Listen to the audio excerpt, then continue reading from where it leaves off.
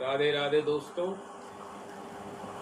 सभी को पुरुषोत्तम मास की बहुत बहुत बधाइयाँ। दोस्तों, जैसा कि हम जानते हैं, हमारी सृष्टि में 4 युगों का एक चक्र चलता है। सतयुग, त्रेता, द्वापर और कलयुग। कलयुग की आयु 4,32,000 वर्ष है। इस 4,32 में हम 4,32 को और जोड़ दे तो 8,64,000 वर्ष आयु द्वापर युग की बनती है।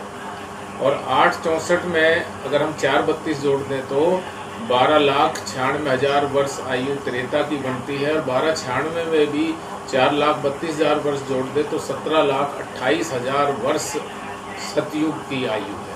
इस तरह इन चारों युगों को मिलाकर चतुर्युग बोलते हैं।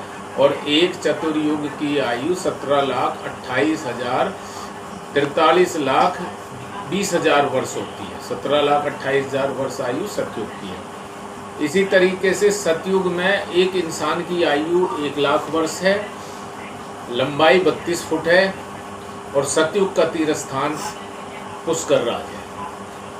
फिर आता है सतयुग के बाद त्रेतायुग। त्रेतायुग में 1,00,000 में से एक जीरो आप हटाइए, 10,000 वर्ष आयु है, लंबाई 32 फुट से घट के 21 फुट है और त्रेता युग का तीर्थस्थान है प्रयागराज।